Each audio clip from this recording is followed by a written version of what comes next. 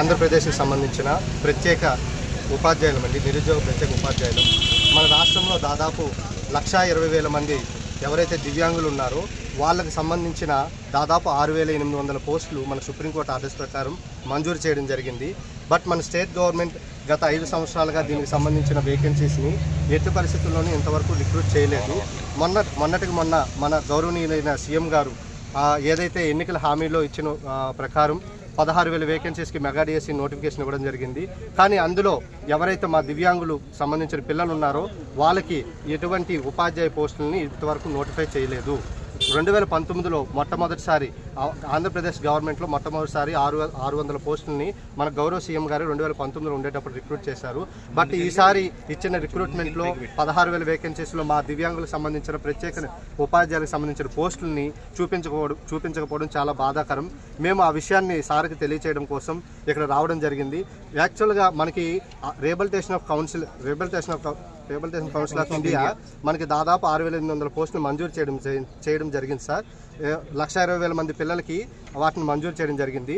పక్క రాష్ట్రాలైన తెలంగాణ మొన్ననే 3 నెలల క్రితం దాదాపు 1,523 పోస్టులను రిక్రూట్ చేయడం జరిగింది.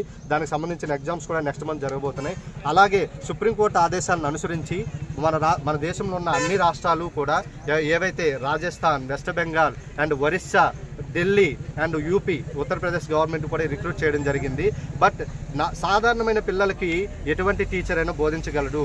కానీ ఎవరైతే దివ్యాంగులు ఉన్నారో వాళ్ళకు బోధించడానికి కేవలం special DEd and special BEd చేసిన క్యాండిడేట్స్ మాత్రమే వాళ్ళకి విద్యను అందించగలరు. కానీ మన రాష్ట్రంలో ఇప్పుడు వరకు ఎటువంటి పోస్టులని రిక్రూట్ చేయడం జరగలేదు, ప్రత్యేక ఉపాధ్యాయులు రిక్రూట్ చేయడం జరగలేదు. అసలు ఇలాంటి ఉపాధ్యాయ పోస్టులను రిక్రూట్ చేయనప్పుడు మాకు special BEd and special DEd అనే కోర్సులు ఎందుకు రన్ చేస్తున్నారు? మేము గవర్నమెంట్ని డైరెక్ట్గా అడుగుతాను, మాకు ఎందుకు రన్ చేస్తున్నారు? దాని మీద టెట్లు ఎందుకు నిర్వహించడం జరిగింది? మాకు 2 సంవత్సరాలు 2022లోను 2024లోను కూడా 2 టెట్లు నిర్వహించడం జరిగింది. పేపర్ 1B 2B కేవలం టెట్లతో వచ్చే డబ్బులతో గవర్నమెంట్ ఏమైనా చేయాలనుకుంటుందా? మాకు టీచింగ్ పోస్టులు ఇవ్వనప్పుడు టెట్లు కండక్ట్ చేయడం ఎందుకు? గత గవర్నమెంట్ అదే చేసింది.